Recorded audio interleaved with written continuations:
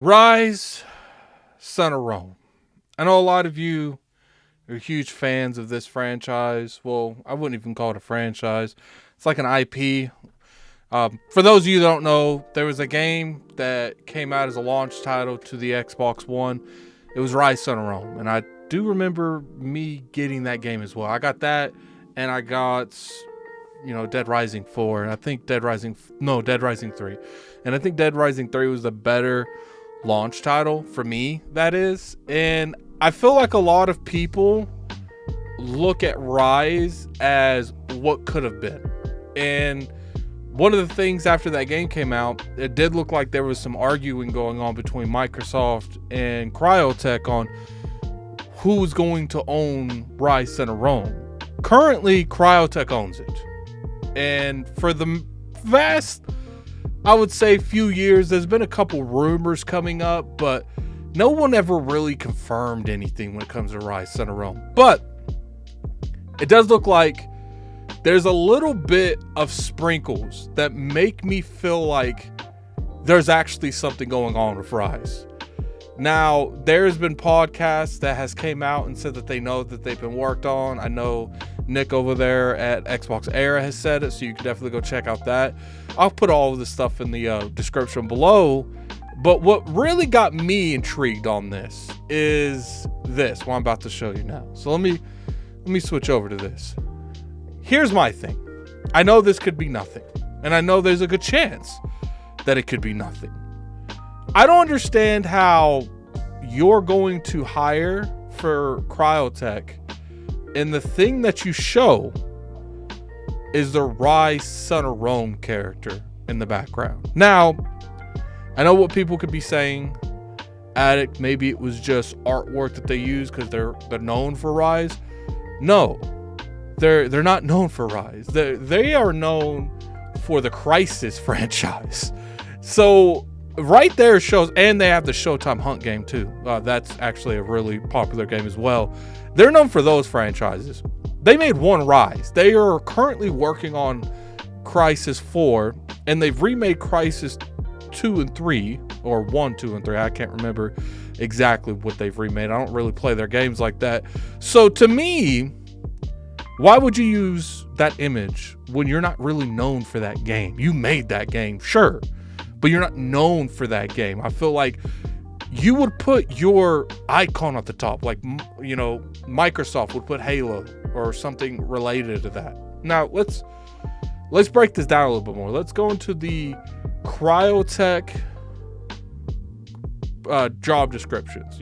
Open positions, exactly what's going on what they are hiring for. Now, let's look at stuff like here. Hunt Showdown. That's that game I was talking about. Pretty cool game. I would say that, that's a game that they're really known for. I think that's a popular game for the most part. I don't think it's as big as like a lot of these other type of games that do what it does, but I do think it's got a good cult following. Then you look at Crysis 4, working title. They're coming out vividly and straight out saying, look, we've announced Crysis 4, so we're just going to put it on the project.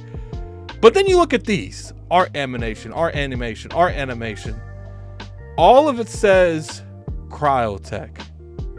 All of it does. Anything that says, it's just being very clear that some of these are for a game, and then there's some that's literally just Crytek. So to me, being in the industry as long as I have, and I have covered as many games as I have, usually you see this when this is a new IP or an IP that they haven't announced yet. It's one of the only reasons you would see this. So to me, it feels like they're definitely working on something, and with all, I know there's been some Reddit leaks. There's been a lot of good stuff going on that would show that this is definitely something, programming, engineering. There's definitely something going on over there when it comes to this franchise in general. The question is, Nick over there at Xbox Era said that it's not going to be an Xbox exclusive. It's going to be a multi-plat. So if you go by off what he said, which I feel is a mistake, if Microsoft was able to secure this as an exclusive, I don't care if they have to buy the company. You know, there's a lot of issues that happen in the Xbox One generation, and I feel like the nurturing IPs in that generation is one of them. You know, you had the Crackdown franchise that might never see the light of day again. You have the Sunset Overdrive franchise, the Recore franchise, the Quantum Break franchise. There's just so many games that had the potential to flourish that never got a sequel to correct the mistakes that its predecessor did. And I feel like Microsoft, I don't care what you got to do. And I don't think a day and date game is good enough. You know, clearly we don't know if it's going to be an exclusive or not. These things are generally talked about behind closed doors. Even, you know, someone like Nick wouldn't know something like this. If it's truly going to be exclusive, I don't know. You know, the only people that know is the people in the room. There's probably a good chance it's going to be a multi-plat. But if this game came out as an Xbox exclusive and it was showed at like maybe this year's E3 or the XO event that's rumored to be at the beginning of the year, and they showed a Ryse Son of Rome 2 and it was Xbox exclusive, and you saw them capitalize on the stuff they did right in Ryse Son of Rome 1, people would lose their damn mind. It would show that, look, we do understand that we dropped the ball on a lot of things with the Xbox One, and we're not going to ever disagree on that. We feel like we let you down in a lot of ways. But I feel like what it would do to show that is it would show people in the industry and people watching at home, we did what we could. There's some things that obviously we could never do, but this we could do.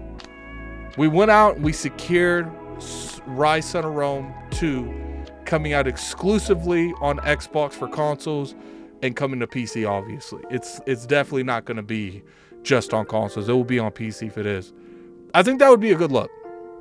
Now, obviously, it's up in the air if that happens. Microsoft doesn't seem to be can be on timed exclusives like that anymore. You know, they dabble in it, but I don't know if they're willing to come outside as much as it would take to get something like this as an exclusive. Maybe a Game Pass day and date game, and I think that we need to do better on exclusives over day and date, because I feel like some people are okay with just one of them, and I don't agree with that. I do feel like there is room to have both. We need both. We need some games going day and date, and we also need some of these to actually be where they're supposed to be. And I find it hard to believe that people honestly don't think that something like Ryse Son of Rome should be fought over. And I feel like there's a lot of Xbox fans that as long as they are able to give them a, you know, in Game Pass day and date, they would be okay with that. And I'm not on that. I do feel like Game Pass is good value, but sometimes you got to go above just Game Pass. You know, you got to get it in your ecosystem as an exclusive to give your ecosystem a fighting chance in terms of, you know, what actually makes that a value. And that's just my opinion on the matter. I don't know what's going to happen. I think, especially what's going on right now with the Activision deal, maybe they'll swoop down and pick up Ryse 2 just to have it on their ecosystem. But part of me feels like it's a 50-50, maybe even a 70-30, guys. And that's sad, man. But anyway, put in the comment section below, do you guys think Ryse Son of Rome 2 should be an exclusive? Do you think that multiplat's fine? Or do you think if it's a multiplat, if being in Game Pass day and date is fine? I'm kind of curious to hear your guys' opinion. But until next time, this is Gaming Addict. I'm out of here. Peace.